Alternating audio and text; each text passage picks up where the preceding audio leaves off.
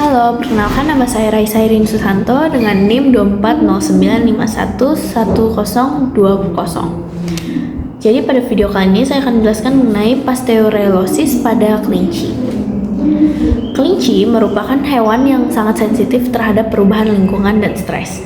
Salah satu penyakit yang paling sering menyerang kelinci adalah Pasteurellosis atau yang lebih sering kita kenal dengan nama Snuffles. Penyakit ini disebabkan oleh bakteri Pasteurella multocida, yaitu bakteri gram negatif yang bersifat oportunistik dan dapat hidup di saluran pernapasan atas kelinci yang sehat sebagai flora normal.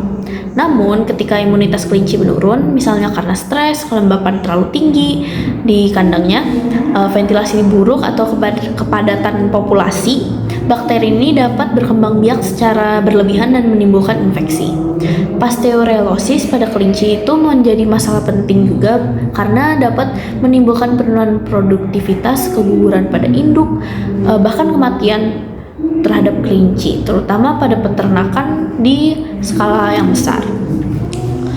Lalu, masalah utama pada penyakit ini adalah tingkat penularannya yang terlalu tinggi, serta gejala klinis yang beragam, mulai dari gangguan pernapasan ringan hingga infeksi sistemik yang berat.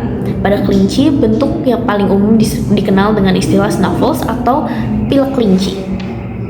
Selanjutnya, saya akan menjelaskan mengenai cara penularannya. Jadi, penularan Pasteurellosis pada kelinci ini terjadi melalui berbagai cara, baik secara langsung maupun tidak langsung. Penularan langsung paling sering terjadi melalui kontak antara kelinci dari yang kelinci sehat dengan kelinci yang sudah terinfeksi, terutama lewat cairan hidung, air liur, atau air mata yang mengandung bakteri Pasteurella multocida. Kelinci yang tampak sehat juga dapat menjadi pembawa laten atau carrier-nya gitu. Sehingga meskipun tidak menunjukkan gejala, mereka tetap bisa menularkan penyakit ke kelinci lain di sekitarnya. Selain itu, penularan juga dapat terjadi melalui udara dalam bentuk percikan atau droplet yang keluar saat kelinci bersin atau bernapas. Droplet ini dapat menyebarkan bakteri ke lingkungan sekitar, terutama pada kandang dengan ventilasi yang buruk atau populasi yang terlalu padat. Penularan tidak langsung terjadi melalui benda-benda yang terkontaminasi seperti wadah makanan, tempat minum, alat perawatan, atau bahkan tangan manusia yang menyentuh kelinci sakit. Untuk gejala klinis Pasteurellosis pada kelinci dapat muncul dalam dua bentuk, yaitu dalam bentuk yang akut atau dalam bentuk kronis. Pada bentuk akut, kelinci biasanya menunjukkan gejala berupa bersin terus-menerus, hidung basah dan kotor akibat lendir purulen, serta mata berair disertai konjungtivitis pada kelinci. Kelinci juga dapat mengalami napas cepat dan berbunyi seperti ngorok gitu akibat adanya lendir di saluran pernapasan.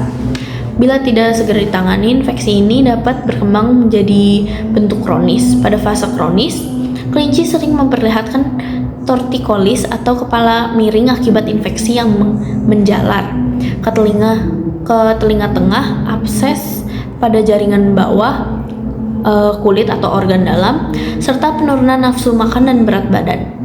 Pada induk, penyakit ini dapat menyebabkan abortus, dan di kelinci yang tampak sembuh pun bisa menjadi carrier juga kan, tadi saya sudah sempat bilang, yang membawa bakteri di saluran pernapasan dan berpotensi menularkan ke kelinci lain.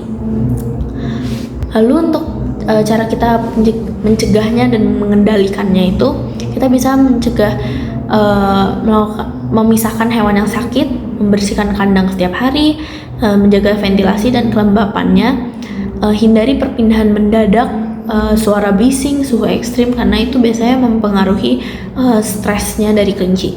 Nutrisi dan air bersih yang cukup, vaksin inaktif P. multocida untuk peternakan besar, antibiotik atau enrofloxacin, oxytetracycline, trimetoprim sulfa, disertai perbaikan lingkungan agar tidak kambuh.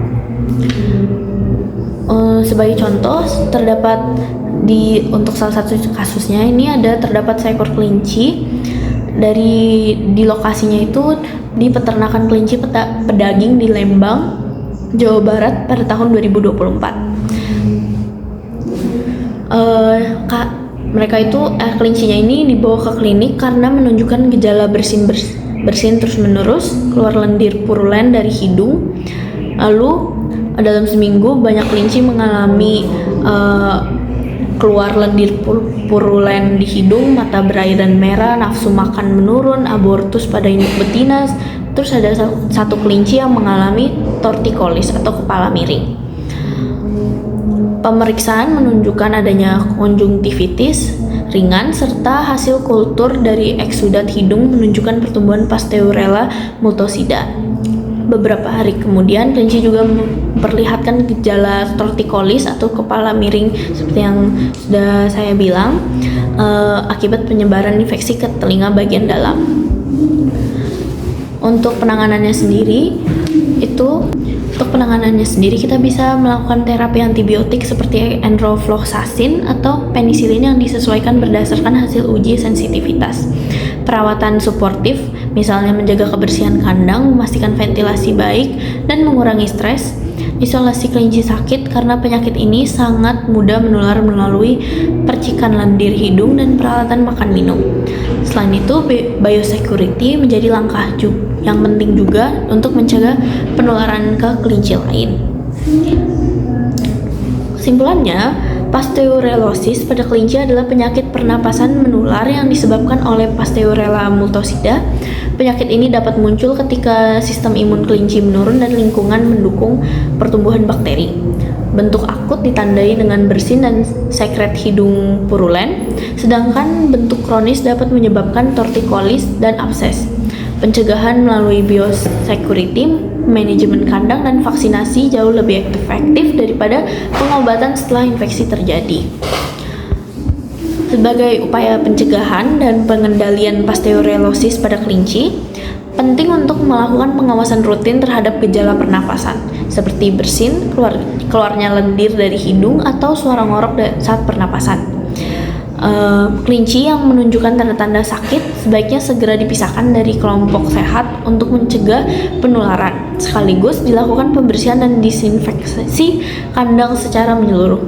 Selain itu, penerapan vaksinasi dan biosecurity yang berkelanjutan sangat dianjurkan untuk menjaga kesehatan populasi, terutama di lingkungan dengan kepadatan tinggi. Dengan pengawasan kebersihan dan pencegahan yang konsisten, risiko penyebaran Pasteurellosis dapat diminimalkan dan kesejahteraan kelinci tetap terjaga. Sekian dari saya, terima kasih.